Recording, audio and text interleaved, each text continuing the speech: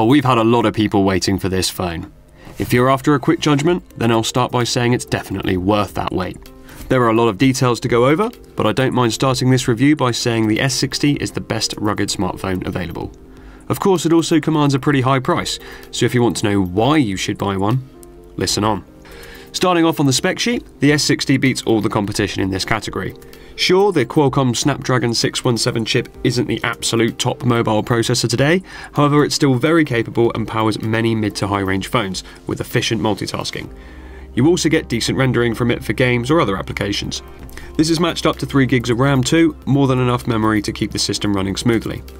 A generous 32 gigs of storage has been provided, plus the almost stock Android 6 installation allows for SD cards to be formatted as internal storage. Would have been nice to have had a full HD panel, but the 720p 4.7-inch screen is respectable enough and also serves to limit the power draw. The display on my review unit seemed a little bit yellow or warm, although I do tend to compare a lot to the super white displays of Samsung and Apple, and a preference for cold or warm screens is personal. The colour profile may also help with the readability in direct sunlight. Corning Gorilla Glass 4 sits on top of the screen to prevent scratches. Even with pretty rough treatment, I'm yet to see any deep nicks or scoring. Now, CAT don't advertise the S60 screen as being unbreakable. For that reason, I didn't go out of my way to properly wallop it, and neither should you. That said though, the results of a few tests have left me feeling comfortable about dropping it onto a pavement. It's also worth mentioning the huge 3800 mAh battery. It's a beast, and even heavy users should get well into their second day of use. Inescapable is the size of the S60, unavoidable in such a robust design. The 4.7-inch screen though makes sure the front profile isn't that large. For reference, the height-width dimension is about the same as a new Galaxy S7 Edge. What adds bulk though is the thickness and materials. CAT S60 is 13mm deep, a good ½ centimetre or more chunkier than your usual phone. Plus a die-cast metal chassis pushes the weight up too, so you'll feel an S60 in your pocket. Of course, this is what we want from a rugged phone. CAT aren't targeting the average buyer. The S60 is for tradespeople and for those with highly active outdoor lifestyles. With this in mind, I actually consider the S60 to be a fairly handsome product. Silver trim covers the sides and breaks up the front and back. Splashes of CAT brand yellow appear here and there. The backplate has a cool carbon fibre effect to add grip. Even the bump for the FLIR lamp has been neatly folded into the overall silhouette. It seems a lot of thought has been put into the modelling of this phone. The Android system buttons are physical buttons with satisfying click and travel. The same is true of the volume, power and programmable key. Overall, the build is solid and inspires confidence that it will perform as advertised. Android 6 Marshmallow is installed and it's very close to stock, although there are a few tweaks and additional apps. All new Marshmallow features are present, including the permission structure, battery management and formatting SD cards as internal storage. In the settings, all usual Android options are available, with a couple of extras for setting functions for the programmable and SOS buttons. Compared to other lesser-known brands, CAT also tend to stay on top of updates. In the couple of weeks we've had the S60, there have already been 2 major downloads. In fact, CAT didn't want us to form any impressions until a specific update was available and installed. This strikes me as a company interested in making sure the consumer experience is a good one. A few added apps sit in the app drawer. The full written review underneath covers these in depth. Mostly these boil down into a hiking app with lots of useful on-screen information, an SOS messaging system, audio profiles, and an interesting personal assistant tool for pulling up info about the phone. You'll also find the App Toolbox, a sort of shopping window for finding new apps on Google Play. Specific apps are promoted, other links provide lists of popular apps for outdoor pursuits or particular industries. I actually really like this, and I think it shows the team behind the S60 thinking about their users.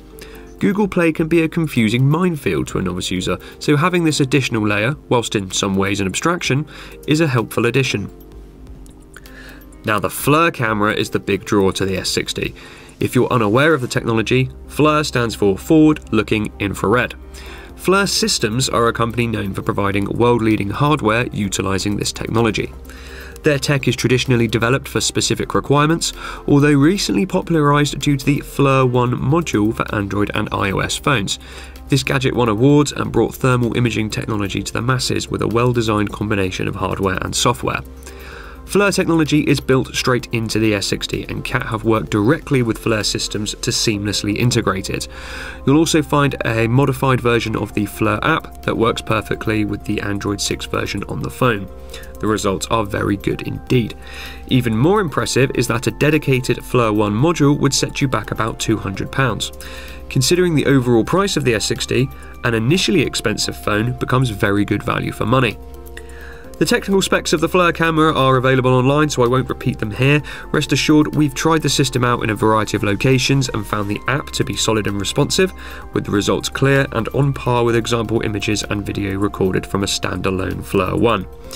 The FLIR app has a few options available for stills, video or time-lapse, and also allows you some customization in the colouring of the heat map overlay. Traditionally, this is a black-violet for cold through to a yellow-white for hot, although you can choose from 9 separate options, which may show differences better depending on your situation. Of course, the mileage you get from the FLIR camera depends on your personal requirements. If you have no immediate use for it, then it becomes little more than a cool toy bundled with the phone, although a very cool toy at that, and something you may find fun or even practical uses for later. For others, there are undoubtedly hundreds of situations where the FLIR tech built into a smartphone can enhance their work or provide new opportunities. I'm a fan of companies trying something new. Often new hardware tricks get sidelined as gimmicks not long after announcement, but here is something different. Hats off to CAT for investing in a feature that sets their phone apart from the crowd.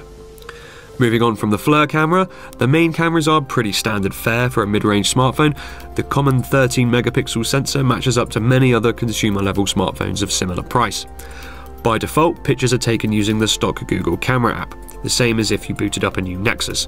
This has improved a lot in the past 12 to 18 months. A few tweaks are available in the settings: variable image quality, adjustable ISO and exposure. The options aren't massively in-depth compared to a new Samsung, Sony or LG, however that is to be expected.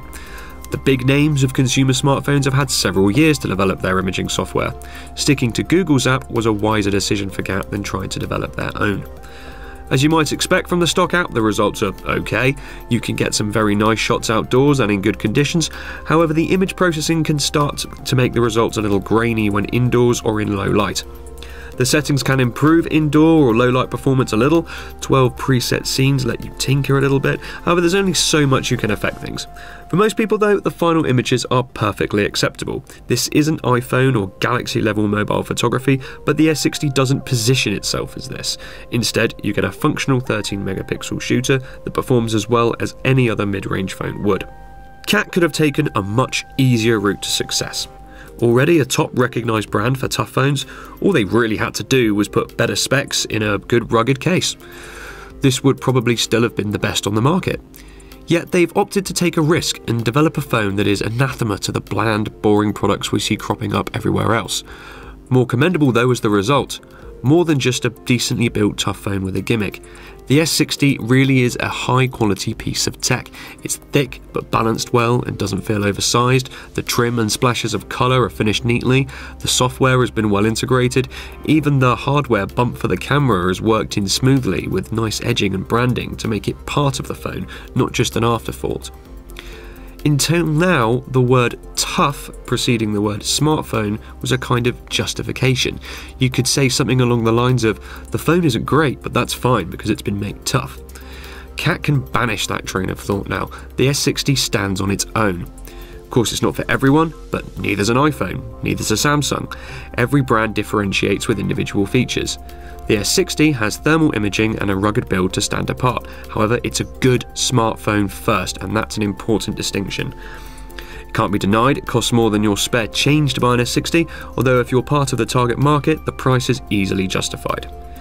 CAT have raised the bar for this category of phones. The bottom line is, if you want the best rugged Android in 2016, you want a CAT S60.